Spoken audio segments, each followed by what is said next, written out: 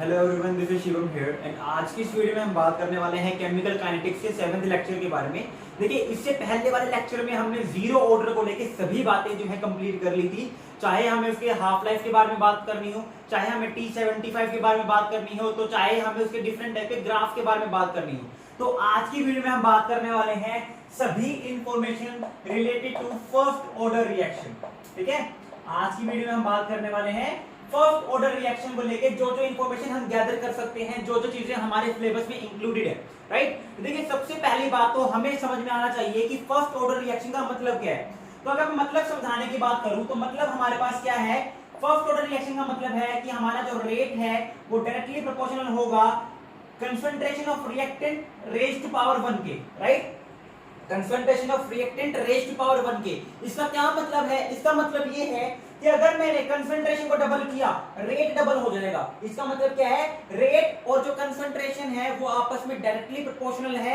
और मेरे पास अगर मैं कंसंट्रेशन को डबल करता हूं, रेट डबल हो जाएगा। कंसंट्रेशन को आधी करूंगा तो रेट हाफ हो जाएगा। कंसंट्रेशन को 10 गुना ज्यादा कर दूंगा तो रेट मेरा 10 टाइम्स इंक्रीज हो जाएगा, क्योंकि यहां पर जो ऑर्डर है वो क्या है, 1 है। यहाँ पे हमारे पास ऑर्डर क्या है, 1 है। तो सबसे पहली बात तो आपको यही समझ में आना चाहिए था कि हमारे पास रेट और कंसंट्रेशन ऑफ रिएक्टेंट कैसे रिलेट करते हैं आपस में for first order reaction. Right, ठीक है। अब यहां से क्या बात समझ में आ रही है, मान लीजिए आपको क्वेश्चन कहा जाए, मान लीजिए आपको क्वेश्चन कहा जाए for a chemical reaction, rate जो है आपका वो ट्वाइस हो गया। रेट आपका क्या हो गया, ट्वाइस हो गया। जब आपने क्या किया, कंसंट्रेशन ऑफ रिएक्टेंट को ट्वाइस कर दिया। कंसंट्रेशन ऑफ रिएक्टेंट को ट्वाइस कर दिया। बताइए, उसको लेके हमसे मान लीजिए पूछ लिया जाए रेट कांस्टेंट के बारे में, या कोई एक इंफॉर्मेशन, पर्टिकुलर इंफॉर्मेशन पूछ ली जाए, तो ऑर्डर के बारे में हमसे बताया नहीं गया। मान लीजिए इस क्वेश्चन में ऑर्डर के बारे में हमें बताया नहीं गया, तो अब कैसे करोगे? क्योंकि केमिकल काइनेटिक्स का क्वेश्चन है, विदाउट ऑर्डर को जाने हम क्वेश्चन को नहीं कर सकते। लेकिन मुझे इंफॉर्मेशन क्या दी गई है कि रेट ट्वाइस हो गया कंसंट्रेशन ट्वाइस करने से, और इकलौता ऐसा ऑर्डर है जिसमें रेट कंसंट्रेशन के डबल होने से डबल हो जाता है, और वो कौन सा है, फर्स्ट ऑर्डर। मान लीजिए मुझे कहा गया कि कंसंट्रेशन जो है वो क्या कर दी, डबल कर दी। मान लीजिए मुझे कहा गया कंसंट्रेशन जो है वो डबल कर दी, और जब कंसंट्रेशन डबल किया रेट के ऊपर कोई भी इफेक्ट नहीं आया। रेट हमारे पास पहले जितना था अभी भी उतना ही रेट है। तो समझ जाओ इस बात को, कौन सा ऑर्डर कहना चाह रहा है, जीरो ऑर्डर। कौन सा ऑर्डर कहना चाह रहा है, जीरो ऑर्डर कहना चाह रहा है। क्यों? क्योंकि फॉर जीरो ऑर्डर रेट जो है वो किसके इक्वल है, के concentration of reactant raised to power 0 and something raised to power 0 is equal to 1। तो हमारे पास रेट जो है वो रेट कांस्टेंट के इक्वल आ जाएगा फॉर जीरो ऑर्डर रिएक्शन। यानी कि मैं कितना ही कंसंट्रेशन में चेंज कर लूं, रेट में फर्क नहीं पड़ेगा। राइट, लेकिन for first order concentration of और रेट जो है वो डायरेक्टली प्रोपोर्शनल है। कंसंट्रेशन डबल करने से रेट डबल हो जाएगा, हाफ करने से रेट हाफ हो जाएगा। इतनी बात समझ में आई। अब बात करते हैं इसके एक्सप्रेशन को लेके। अब बात करते हैं इसके एक्सप्रेशन को लेके कि हमारे पास यहाँ पर क्या एक्सप्रेशन निकलने वाला है। जैसे कि हमने बात की थी फॉर जीरो ऑर्डर, हमने बात क्या की थी, जीरो ऑर्डर के लिए जो A है, यानी कि concentration of reactant left after a particular time, वो इक्वल होता है A is equal to A not minus KT। A is equal to A not minus KT के। तो कुछ इसी टाइप का रिलेशन हमें किसके लिए डिराइव करना पड़ेगा, फर्स्ट ऑर्डर के लिए भी डिराइव करना पड़ेगा। मैंने आपको जीरो ऑर्डर में डिराइव करके दिखाया था, सेम वही स्टेप्स यूज होने वाले हैं। और मैंने आपको एक इंपॉर्टेंट रिलेशन बताया था, क्या, अगर आपको इस टाइप के रिलेशन निकालने हैं किसी भी ऑर्डर के लिए, तो आप क्या करोगे, आप लगाओगे A raise to power 1 minus n is equal to A not raise to power 1 minus n plus n minus 1 KT। और मैंने फिर इस साथ में ये भी कहा था, ये वाला जो रिलेशन है not for first order, first order के लिए इसको नहीं लगाना है, क्योंकि फर्स्ट ऑर्डर के लिए लगाओगे तो 1 माइनस n, n क्या होता है, ऑर्डर। तो 1 माइनस 1 0, तो ये भी 1 बन गया। 1 माइनस n 1, तो सॉरी 1 माइनस 1 0, ये भी 1 बन जाएगा हमारे पास, और ये भी हमारे पास क्या बन जाएगा, 0 बन जाएगा। तो आंसर कुछ भी नहीं निकलेगा। राइट, तो फर्स्ट ऑर्डर को छोड़ के बाकी सभी में आप ये रूल लगा सकते हो, लेकिन फर्स्ट ऑर्डर के एक्सप्रेशन निकालने के लिए कि हमारे पास एक पर्टिकुलर टाइम के बाद कितनी कंसंट्रेशन बच जाएगी, उसके लिए आपको क्या करना पड़ेगा, एक डेरिवेशन करना पड़ेगा। तो हम उस डेरिवेशन को सीख लेते हैं, क्योंकि काफी इंपॉर्टेंट डेरिवेशन है हमारे लिए वो, अगर मैं बात करता हूं किसी भी एग्जाम में। राइट, देखिए रिजल्ट तो आपको डायरेक्ट याद होना चाहिए, लेकिन साथ के साथ ये डेरिवेशन भी याद होना चाहिए। और एक बात याद रखना, हमारे पास फर्स्ट ऑर्डर रिएक्शन का जो एक्सप्रेशन आएगा वो बहुत ज्यादा इंपॉर्टेंट है, क्योंकि जनरली केमिकल काइनेटिक्स के जो क्वेश्चन है वो सेकंड ऑर्डर से नहीं बनते, जीरो ऑर्डर और फर्स्ट ऑर्डर या इन दोनों के कॉम्बिनेशन से मिलकर बनते हैं। तो इसलिए आपको जो है थोड़ा सा फर्स्ट ऑर्डर की तरफ ज्यादा रुझान करना चाहिए ताकि आप इस चीज को ढंग से समझ सको। ठीक है, चलिए बात करते हैं। हमें समझ में आया जो रेट है मेरे पास फर्स्ट ऑर्डर के लिए वो क्या है, वो इक्वल हो जाएगा के concentration of reactant raise to power 1 के।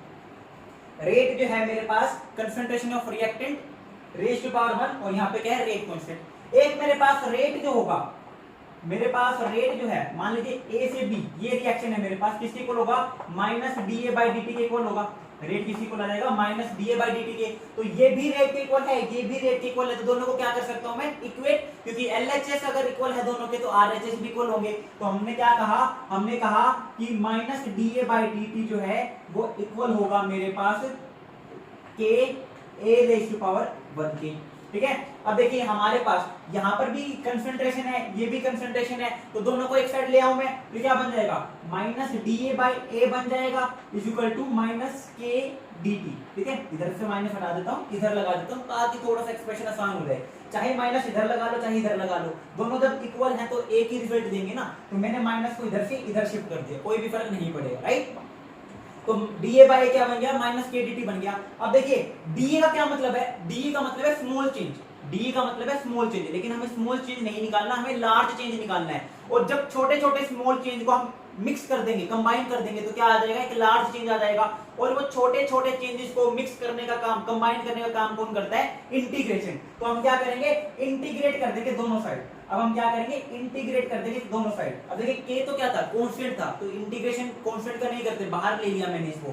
तो यहाँ पे मैंने क्या किया, इंटीग्रेशन कर दिया डी ए बाई ए का, और यहाँ पे डी टी का इंटीग्रेशन कर दिया। अब देखिए हमें क्या चाहिए, हमें रिजल्ट चाहिए जब रिएक्शन शुरू हुई थी वहां से लेकर जब रिएक्शन जिस एंड पर, जिस स्टेज पे पहुंच चुकी है वहां तक का इंटीग्रेशन, राइट। तो शुरू जब हुई होगी टाइम कितना होगा, 0, तो मैंने कर दिया इंटीग्रेशन की लिमिट 0 से लेकर t तक, मैंने इंटीग्रेशन की लिमिट कर दी 0 से लेकर t तक, क्योंकि मुझे तभी की तो कंसंट्रेशन निकालनी है ना, रिएक्शन शुरू होने से लेकर एक पर्टिकुलर टाइम तक, तो 0 से t। और यहाँ पे मैं क्या कर दूंगा, जब टाइम 0 होगा तो जितनी भी कंसंट्रेशन है सारी की सारी कंसंट्रेशन ऑफ रिएक्टेंट पाएगी, तो यानी कि a नॉट से लेकर a नॉट से लेकर a, ये हमारे पास आ गया। अब देखिए याद होगा मैंने आपको बताया था डिफरेंशिएशन और इंटीग्रेशन आपस में कैंसिल आउट हो जाते हैं, डिफरेंशिएशन और इंटीग्रेशन आपस में कैंसिल आउट हो जाते हैं। बट यहाँ पर हमारे पास क्या है, सिर्फ डिफरेंशिएशन और इंटीग्रेशन नहीं है, ये एक अलग टाइप का डिफरेंशिएशन है, ये एक अलग टाइप का डिफरेंशिएशन है। जब da बाई a, जब एक जैसी चीजें हमारे पास ऊपर और नीचे होती है, उसका इंटीग्रेशन जब हम करते हैं तो डिफरेंशिएशन और इंटीग्रेशन कैंसिल आउट तो होते हैं, लेकिन वहां पर एक नई टर्म आ जाती है, दैट इज ln। वहां पे हमारे पास क्या आ जाती है, एक नई टर्म आ जाती है, तो यहां से क्या होगा, डिफरेंशिएशन से इंटीग्रेशन कैंसिल आउट हो जाएगा और यहाँ पे एक टर्म आएगी ln, तो ln a बन जाएगा। और इसकी लिमिट क्या है हमारे पास, इसकी लिमिट है a नॉट से लेकर a तक, इज इक्वल टू, अब देखिए ये तो नॉर्मल है, ये तो डिफरेंशिएशन और इंटीग्रेशन आपस में कैंसिल आउट हो जाएगा, तो क्या बन जाएगा, माइनस के टी, राइट। और इसकी टी की लिमिट क्या है, 0 से लेकर टी तक। अब देखिए अपर लिमिट माइनस लोअर लिमिट है ना, क्या होता है जब भी लिमिट सोल्व करते हैं तो upper limit minus lower limit, तो क्या बन जाएगा, ये बन जाएगा ln a minus ln a note is equal to minus के, upper limit t minus lower limit 0, तो माइनस के टी, राइट। समझ में आ रहा है। तो ये मेरे पास क्या आ गया, ये मेरे पास एक्सप्रेशन आ गया फॉर फर्स्ट ऑर्डर, ये मेरे पास क्या आ गया, एक्सप्रेशन आ गया फर्स्ट ऑर्डर के लिए। लिखते चलो अब इसी एक्सप्रेशन को देखिए, बच्चे कई बार कंफ्यूज हो जाते हैं, उनके सामने फर्स्ट ऑर्डर के बहुत सारे एक्सप्रेशंस रहते हैं, बहुत सारे, ठीक है, तो बच्चे कंफ्यूज हो जाते हैं कौन सा लगाना कौन सा नहीं। वक्त की नजाकत, क्वेश्चन की रिक्वायरमेंट एंड आप किस चीज को लगाने में सहूलियत फील करते हो, उसके बेसिस के ऊपर आपको क्या करना है, आपको जो है एक्सप्रेशन यूज करना है। थोड़ा हैवी डायलॉग नहीं मार दिया है ना यार, एग्जाम चल रहे हैं मेरे और यही चीजें पढ़ रहा हूं मैं एग्जाम्स में, राइट। तो ठीक है, तो हमें क्या करना है, अब इसको अलग अलग कंडीशंस में, अलग अलग एक्सप्रेशन में कन्वर्ट करना है। अब देखिए log, आपको एक log की प्रॉपर्टी पता होगी, log a बाई b जो होता है वो इक्वल होता है log a minus log b, log a by b किसी को होता है log a minus log b, ये भी तो log ही है ना एक तरीके का। तो मेरे पास ln a बाई b किसी को होगा, ये को होगा ln a minus ln b के। तो ln a minus ln b क्या होगा, ln a by b हो जाएगा ना। तो क्या बन जाएगा मेरे पास एक एक्सप्रेशन, देखिए पहला एक्सप्रेशन तो हमारे पास क्या है, ln a minus ln a note is equal to minus kt। ठीक है, अब ln a minus ln a not को क्या लिख सकता हूं मैं, इसको मैं लिख सकता हूं ln a by a note is equal to minus kt। एक एक्सप्रेशन ये बन गया। अब देखिए माइनस साइन हटाना है अगर मुझे, तो मान लीजिए मैं माइनस साइन को इधर ले गया, इसको मैं रिवर्स कर दूं तो माइनस माइनस कैंसिल आउट हो जाएगा। तो मेरे पास नया एक्सप्रेशन क्या आ जाएगा, ln a not by a is equal to kt। ln a not by a is equal to kt। क्या किया मैंने, माइनस साइन को इधर ले गया और इनको रिवर्स कर दिया। इनको मैंने क्या करते हैं, रिवर्स कर दिया। जब इनको रिवर्स कर दूंगा तो क्या हो जाएगा, minus to minus cancel out हो जाएगा। क्योंकि जब भी हम किसी चीज को रेसिप्रोकेट करते हैं ना, मान लीजिए मेरे पास है a 1 बाय a है, अगर इसको मैं a में कन्वर्ट करना चाहूं तो क्या बन जाएगा, माइनस a के इक्वल आ जाएगा ये। तो रेसिप्रोकेट करने पे एक साइन आता है नेगेटिव का, तो यहाँ पर मैंने जब रेसिप्रोकेट किया तो ऑलरेडी एक नेगेटिव साइन था। ठीक है, एक साइन ऑलरेडी नेगेटिव था, रेसिप्रोकेट करने से एक नेगेटिव साइन और आ गया, minus to minus cancel out हो जाएगा और क्या बन जाएगा मेरे पास ln a not by a is equal to kt। अब देखिए नेक्स्ट हमारे पास क्या बन सकता है, यहाँ पे हमें पता होना चाहिए थोड़ा सा मैथमेटिक्स, देखिए केमिकल काइनेटिक्स में यूज होता है। तो आपका जो ln है वो इक्वल होता है 2.303 लोग के। ln जो है वो इक्वल होता है 2.303 लोग के। तो इसको मैं क्या कर सकता हूँ, 2.303 लोग में कन्वर्ट कर दूं तो मेरे पास क्या बन जाएगा, kt इज इक्वल टू 2.303 लोग a नोट बाय a, है ना। kt इसके इक्वल आ जाएगा 2.303 लोग a नोट बाय a के इक्वल आ जाएगा मेरे पास। अब मुझे मान लीजिए रेट कांस्टेंट निकालना है, मुझे मान लीजिए रेट कांस्टेंट निकालना है, तो t को मैं इधर ले जाऊंगा, क्या बन जाएगा, k is equal to 2.303 by t log a not by a।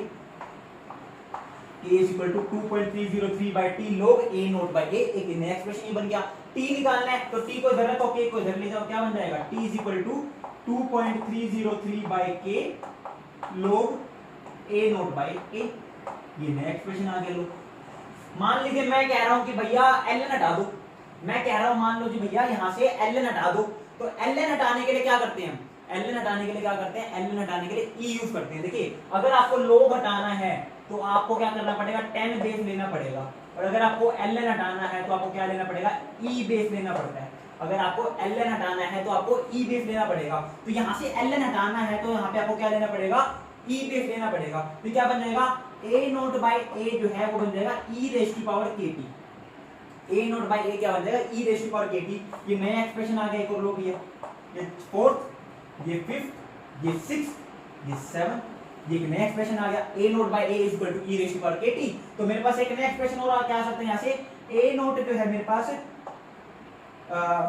Note जो आ जाएगा मेरे पास वो आ जाएगा a into e raise to power kt। ये लो एक नया एक्सप्रेशन बन गया। और क्या कर सकते हैं, मान लीजिए मुझे a की वैल्यू निकालनी है, मुझे क्या निकालना है, a की वैल्यू। तो a की वैल्यू निकालने के लिए क्या करूंगा, a की वैल्यू निकालने के लिए a को इधर ले जाऊंगा, e को नीचे ले जाऊंगा, और यहाँ पे क्या बन जाएगा मेरे पास एक नया एक्सप्रेशन, ये आता है a is equal to a note e raise to power minus kt। तो ये हमारे पास वो सभी डिफरेंट टाइप के एक्सप्रेशंस हैं जो कि आप यूज कर सकते हो। देखिए मैंने कुछ भी नहीं किया, मैंने सिर्फ एक एक्सप्रेशन जो हमने शुरू में इनिशियली निकाला था, इसी एक्सप्रेशन को मैं बस रीअरेंज करता चला गया और देख लीजिए मैंने 8 एक्सप्रेशन में इसको कन्वर्ट कर दिया। This is the beauty of first order reaction, you can convert one expression into another expression. आप कोई भी एक्सप्रेशन यूज कर लीजिए, चाहे आपने ये यूज कर लिया, चाहे ये कोई भी यूज कर सकते हो, एक ही आंसर आना है, एक ही रिजल्ट आएगा। बस बात इतनी सी है कि आपको कौन सा आसान पड़ रहा है वो आपकी श्रद्धा है। ठीक है, अब देखिए यहाँ पे हम क्या निकालते हैं, हाफ लाइफ। ठीक है, यहाँ पे हम क्या निकालेंगे अब, हाफ लाइफ। एक एक्सप्रेशन ले लेता हूं मैं जो बुक में बहुत ज्यादा यूज होता है। ठीक है, हम बात करते हैं उस एक्सप्रेशन की जो कि बुक में सबसे ज्यादा यूज होता है, ताकि आपको यूं ना लगे कि यार ये क्या चल रहा है, इतने डिफरेंट टाइप के एक्सप्रेशंस, मैं कौन सा यूज करूं, है ना।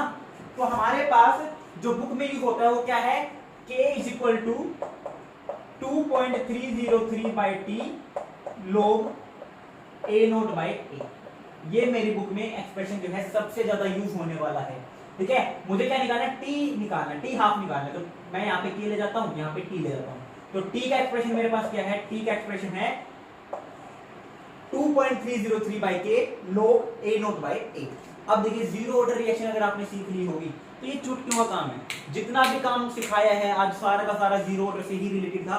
सेम चीज जीरो ऑर्डर में की थी, सेम फर्स्ट ऑर्डर में कर रहे हैं, सेम सेकंड ऑर्डर में कर रहे हैं। तो जीरो ऑर्डर में सिखा दिया, फर्स्ट ऑर्डर में सिखा दिया, सेकंड ऑर्डर में डायरेक्ट रिजल्ट पे, कंक्लूजन पे जंप करेंगे ताकि आपका टाइम बचे। ठीक है, अब देखिए मैंने क्या कहा था, हाफ लाइफ जिसे हम कहते हैं टी हाफ, वो टाइम पीरियड होता है जिसमें मेरी जो कंसंट्रेशन है वो इनिशियल कंसंट्रेशन के क्या हो जाए, हाफ के इक्वल हो जाए। तो मेरे पास जो कंसंट्रेशन है वो ए जो है वो ए नोट बाय 2 के इक्वल हो जाएगी हाफ लाइफ पे। तो मैं क्या करूंगा, टी हाफ निकालना है तो ए को क्या रख दूंगा, ए नोट बाय 2, क्योंकि टी हाफ के टाइम पे जो बची हुई अमाउंट है मेरी रिएक्टेंट की वो पहली इनिशियल अमाउंट की आधी हो गई होगी। तो क्या बन जाएगा, टी तो कन्वर्ट हो जाएगा टी हाफ से, टी तो कन्वर्ट हो गया टी हाफ में, और यहाँ पे मेरे पास आ जाएगा 2.303 बाय के log ए नोट बाय 2, तो 2 ऊपर चला जाएगा। अब ए नोट से ए नोट कैंसिल आउट हो जाएगा और क्या बन गया 2.303 बाय के log 2।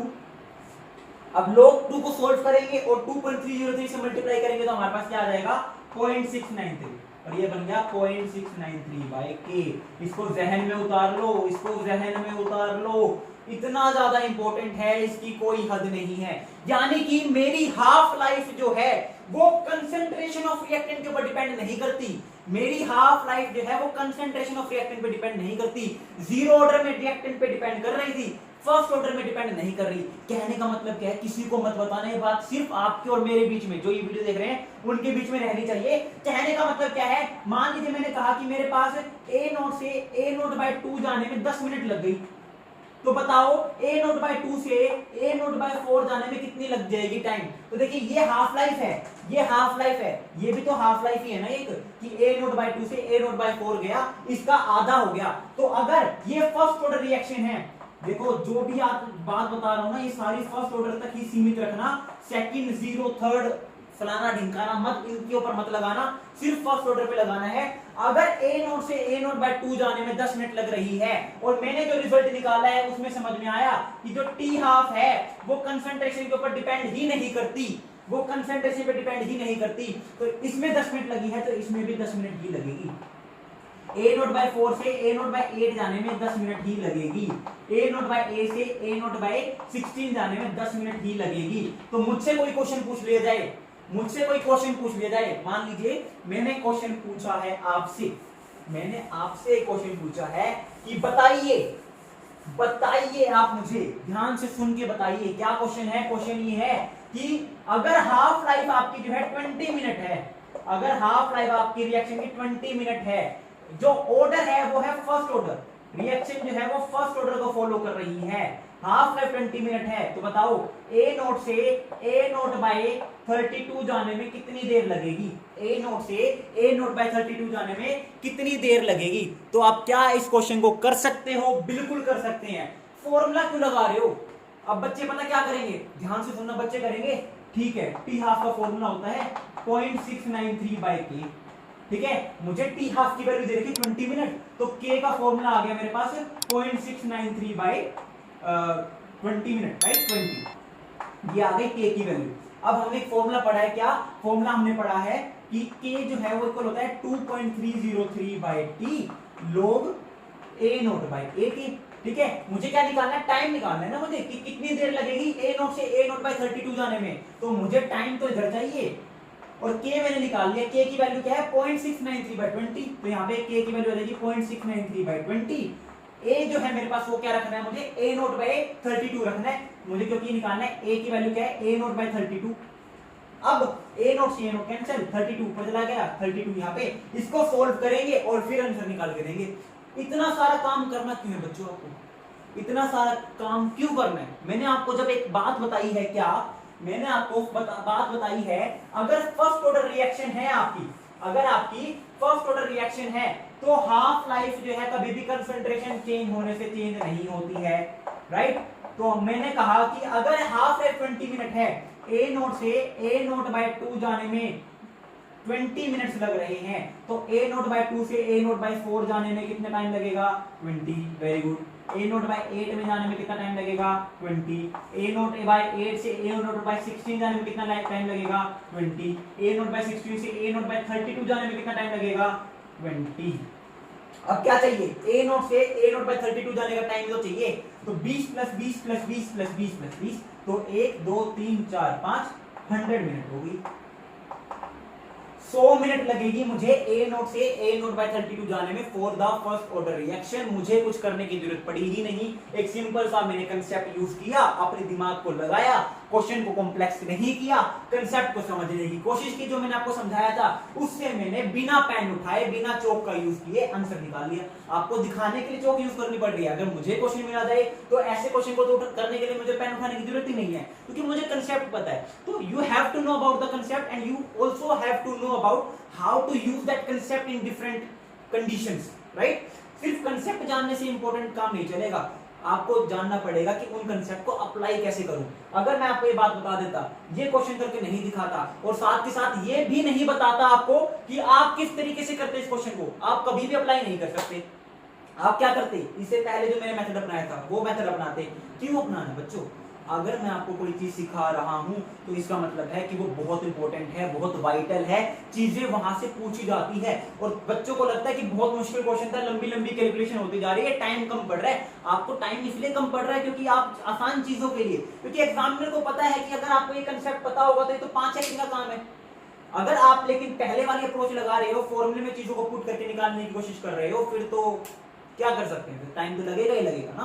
तो ये हमारे पास क्या है, ये हमारे पास फर्स्ट ऑर्डर रिएक्शन के लिए हाफ लाइफ का कंसेप्ट है। अब इसी तरीके से आप क्या निकाल सकते हो, T75 निकाल सकते हो, आप T99.9 निकाल सकते हो, राइट। कुछ भी जो भी चाहिए आपको, मान लीजिए मुझे कहा जाए T99.9 निकालिए, मान लीजिए मुझे कहा जाए फर्स्ट ऑर्डर रिएक्शन के लिए T99.9 निकालिए, तो क्या करना है, कुछ भी नहीं, मैंने आपको फॉर्मूला सिखाया है, मैंने आपको चीजों को फॉर्मूले में पुट करना सिखाया है। तो T99.9 का क्या मतलब है, T99.9 का मतलब है कि 99.9% जो लैंग्वेज जो रिएक्शन है वो कंप्लीट हो चुकी है। तो फॉर्मूला क्या है हमारे पास, फॉर्मूला हमारे पास है, हमें निकालना है कि कितना टाइम T99.9 में हमारे पास कितनी कंसंट्रेशन लेफ्ट रह जाएगी। तो देखिए हमारे पास जो फॉर्मूला है वो है T99.9 का क्या है 2.303 by K log A not by A। अब मेरे पास जो A है वो क्या है, कितनी रिएक्शन में रिएक्टेंट की अमाउंट बच गई, कितनी रिएक्टेंट की अमाउंट बच गई, ठीक है। तो 99.9% रिएक्शन कंप्लीट हो चुकी है, इसका मतलब खाली 0.1 ही तो अमाउंट बची होगी। तो यहाँ पे मैं क्या लिख दूंगा, A को, यहाँ पे मैं क्या लिख दूंगा, A को। सोचो ये आपके लिए क्या है, होमवर्क है। आप मुझे बताओगे, अगर आप नहीं कर पा रहे हो, यानी कि आपने जीरो ऑर्डर को नहीं देखा है, और यही दिक्कत है, और मैं आपको यही बार बार शुरू में बताता हूं, अगर आपने एक पर्टिकुलर टाइप की क्वेश्चन या फिर मेरी वीडियो नहीं देखी है तो आप पहले वो कंप्लीट कीजिए, उसके बाद इसके ऊपर जंप कीजिए, तभी आपको कंसेप्ट समझ में आएंगे, तभी आप इन चीजों को रिलेट कर पाओगे, निकाल पाओगे। Otherwise you are going to face a large amount of problems, right. अगर आपको कंसेप्ट क्लियर है तो आप आसानी से कर लोगे। अगर आप चाहते हो कि आपको एक पर्टिकुलर ऑर्डर को देखना है और आपको बाकी ऑर्डर कंसेप्ट क्लियर है तो फिर तो कोई दिक्कत ही नहीं है। लेकिन अगर आप चीजों को नहीं जानते हो, फिर अगर आप स्किप करके देखोगे वीडियोस को, फिर तो कोई फायदा नहीं है ना बच्चों, फिर तो आपको चीजें समझ में नहीं आएगी। आपको बेसिक से स्टार्ट करना चाहिए, राइट। तो ये आपके लिए होमवर्क है, मुझे कमेंट सेक्शन में कमेंट करके बताना कि आपका आंसर क्या आया है यहाँ पर मेरे पास, ठीक है। यहाँ पे T99.9 है ना, आपको रेट कांस्टेंट की वैल्यू निकालना है, आपको क्या निकालना है, रेट कांस्टेंट की वैल्यू निकालनी है, ठीक है।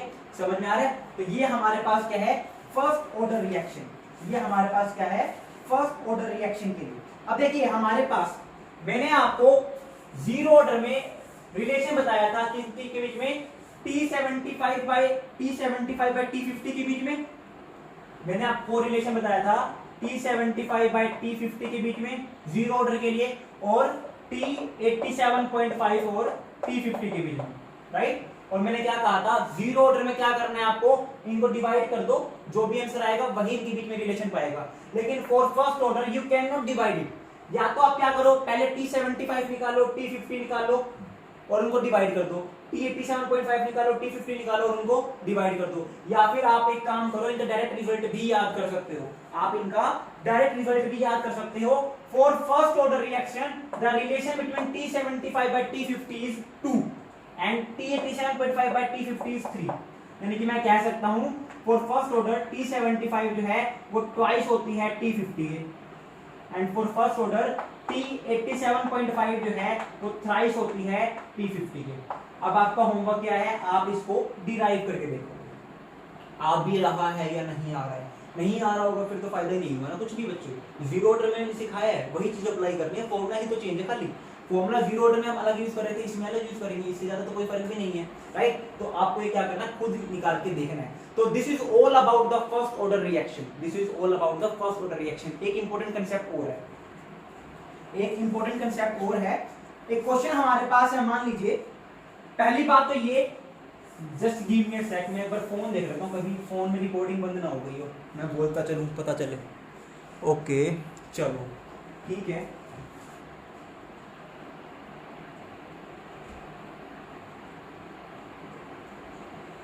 ठीक है, अब देखिए फर्स्ट ऑर्डर रिएक्शन की एक खास बात क्या है, जितने भी हमारे पास रेडियो एक्टिव रिएक्शन होती है, जितनी भी हमारे पास रेडियो एक्टिव एलिमेंट्स की रिएक्शन होती है वो क्या फॉलो करती है, फर्स्ट ऑर्डर रिएक्शन को फॉलो करती है। तो मान के चलिएगा अगर रेडियो एक्टिव एलिमेंट लिखा हुआ है या रेडियो एक्टिव रिएक्शन लिखी हुई है तो उस कंडीशन में आपको एग्जामिनर जो है ये नहीं बताएगा कि ये फर्स्ट ऑर्डर है सेकंड ऑर्डर है। आपको समझना पड़ेगा कि रेडियो एक्टिव एलिमेंट जो है फर्स्ट ऑर्डर को ही फॉलो करते हैं, तो फर्स्ट ऑर्डर रिएक्शन और काइनेटिक्स ही फॉलो होने वाली है। क्वेश्चन है, मान लीजिए क्वेश्चन है for a radio active reaction, for a radio active reaction हमारे पास जो हाफ लाइफ है मान लीजिए वो है 20 डेज की। इनिशियल अमाउंट हमारे पास जो ए नोट है मान लीजिए दे रखा है 1 ग्राम।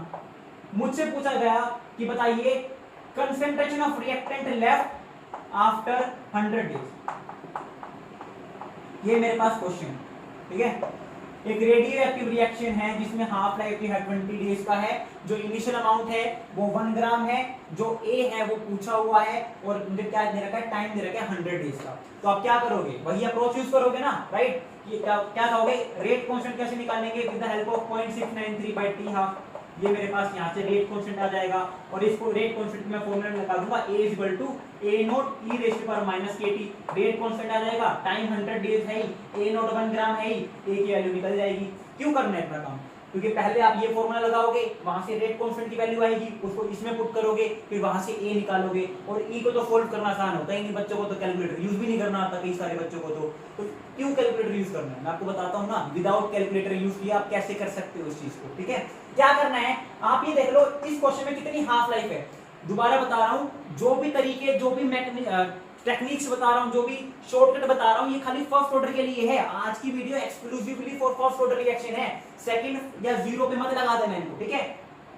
हाफ लाइफ 20 दिन है, तो 100 दिन में कितनी हाफ लाइफ पूरी हो जाएगी भाई, एक हाफ लाइफ को कंप्लीट होने में 20 दिन लग रहे हैं, तो 100 दिन में कितनी हाफ लाइफ कंप्लीट होगी, 5 हाफ लाइफ कंप्लीट हो जाएगी, है ना। 5 हाफ लाइफ जो है कंप्लीट हो जाएगी कितने दिन में, 100 दिन में। तो आपको क्या फॉर्मूला लगाना है, A = A note 2 raise to power n। ये फॉर्मूला लगा दो for only first order reaction. अगर हमें नंबर ऑफ हाफ लाइफ पता चल जाए और इनिशियल अमाउंट मुझे दे रखी हो और मुझसे फाइनल अमाउंट पूछी हुई है कि कितनी बच जाएगी, तो क्या लगाओ, A = A note 2 raise to power n। n is not the order, n क्या हमारे पास, नंबर ऑफ हाफ लाइफ।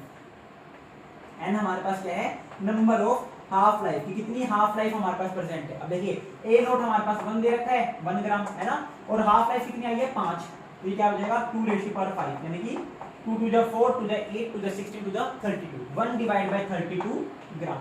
ये मेरे पास अमाउंट बच जाएगी after the 100 days for this particular reaction. अब देखो, ना तो ये फॉर्मूला लगाना पड़ा, ना मुझे ये वाली कैलकुलेशन करनी पड़ी, सिंपल बिना हाथ पैर चलाए सिंपल से तरीके से हो जाएगी, राइट। तो ये हमारे पास है फर्स्ट ऑर्डर रिएक्शन को लेके सभी बातें, राइट। तो आई होप आपको जो वीडियो है समझ में आई होगी, जो भी कंसेप्ट है फर्स्ट ऑर्डर को लेके वो सभी क्लियर हो गए होंगे। फर्स्ट ऑर्डर में सिर्फ अब ग्राफ बचता है, नेक्स्ट वीडियो में हम जितने भी डिफरेंट टाइप के ग्राफ बन सकते हैं फर्स्ट ऑर्डर को लेके वो सभी कवर अप कर लेंगे। तो जो भी डाउट हो कमेंट सेक्शन में कमेंट कर सकते हो, मुझे मेरे सोशल हैंडल्स के ऊपर मैसेज कर सकते हो, उनका लिंक आपको डिस्क्रिप्शन बॉक्स में मिल जाएगा। अगर आपने पहले वाली वीडियोस नहीं देखी हैं केमिकल काइनेटिक्स की, उसकी प्लेलिस्ट का लिंक भी आपको डिस्क्रिप्शन बॉक्स में मिल जाएगा। और आप मुझसे कॉन्टेक्ट अगर करना चाहते हो तो मेरे चैनल को जब ओपन करोगे तो ऊपर जो प्रिंट आएगा एक वॉल सी बनी होगी, उसमें मेरा कॉन्टैक्ट नंबर भी है, वहां पे भी जाके आप मुझसे कॉन्टैक्ट कर सकते हो। तो thank you very much, have a good day.